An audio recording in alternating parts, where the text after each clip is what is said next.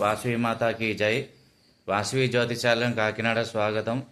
ఈరోజు మేషరాశిలో జన్మించిన వారి యొక్క అశ్విని నక్షత్రం, భరణి నక్షత్రం, కృత్తికా నక్షత్రం మొదటి పాదం వారు ఏ దేవుణ్ణి ఆరాధించాలి, ఏ రత్నం ధరించాలన్నది ఈ యొక్క వీడియోలో తెలుసుకుందాం. ముందుగా అశ్విని నక్షత్రం 4 పాదాల వారు కూడా వీరు గణపతిని ఆరాధించడం వల్ల మంచి ఫలితాలు పొందుతారని చెప్పవచ్చును.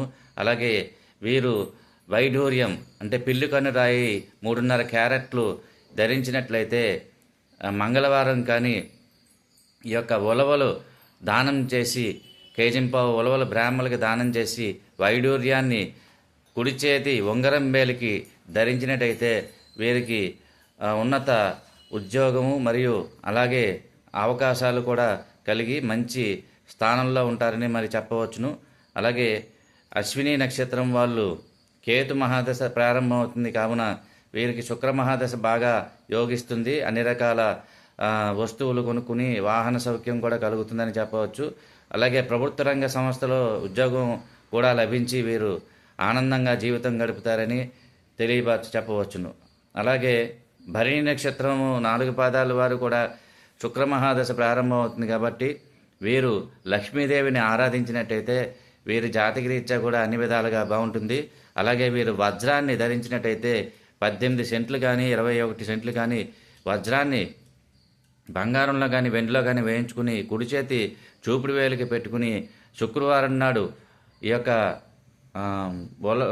శుక్రవారం బొబ్బర్లు కేజింపావు బొబ్బర్లు దానం చేసి ఈ వజ్రాన్ని మీరు ధరించినట్టయితే మీకు జాతకరీత్యా ఉన్నటువంటి దోషాలు పోయి మంచి అవకాశాలు కలుగుతాయని చెప్పవచ్చు. అలాగే కృత్తికా నక్షత్రం మొదటి పాదం అంటే 4 పాదాల వారు కూడా ఉత్తర కృత్తికా నక్షత్రం వాళ్ళు రవి మహాదశలో జన్మిస్తారు కాబట్టి వీరికి కెంపు రత్నం ధరించవచ్చు.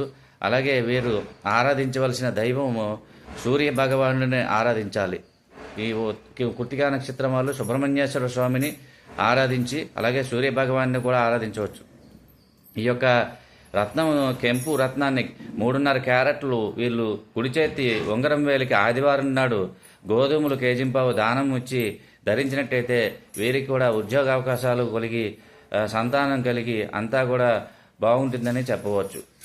తత్సత్ బ్రహ్మార్పణమస్తు. జై వాసవి.